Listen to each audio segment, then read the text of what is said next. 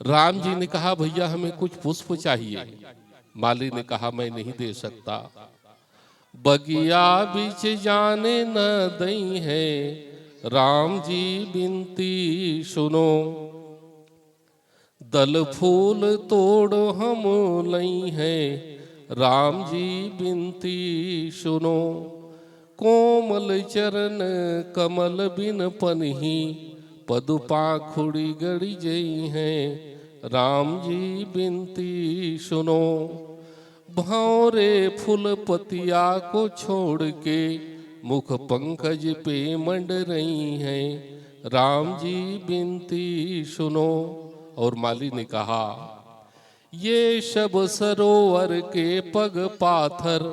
राम जी मैंने सुना है आपके चरण में बड़ी कमाल की जादू है, और यहाँ सरोवर में पत्थर लगे हुए हैं, और कहीं पत्थर पे आपका चरण स्पर्श हो गया तो ये नारी बन जाएगी, और नारी बन जाएगी तो हम कहाँ रखेंगे।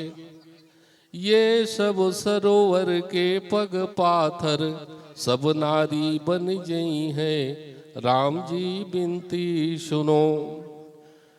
पद के पर से पथरा तर गए, कर छुअत बिटप उड़ गई हैं, राम जी बिनती सुनो। आपके पैर के लगते ही पथरा नारी बन जाती है, कहीं हाथ से छुओगे तो ये वृक्ष ही उड़ जाएंगे, तो राजा हमें नौकरी पे क्यों रखेगा।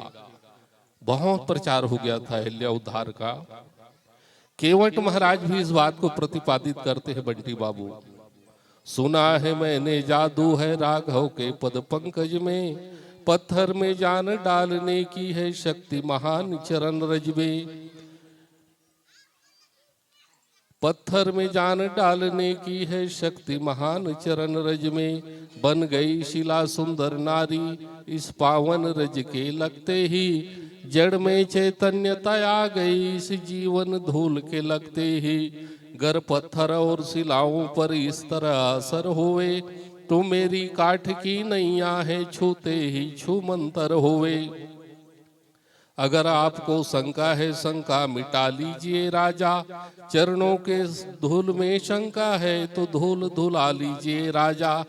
बट्टा न मेरी रोजी में हो, न हर्जा मेरे काम में हो, रहे प्रेम केवट का राम पर, राम का प्रेम केवट पे हो। ये केवट ने भी कहा आपकी धूल चरण धूल बड़ी करामाती है। बस उसी बात का स्मरण करती है सीता। सीता हाथ में कंगन पहनी है और कंगन में मणि लगी है, पत्थर के नग जुड़े हुए हैं, पैर के पाजेब में सुंदर सुंदर नग जुड़े हुए हैं।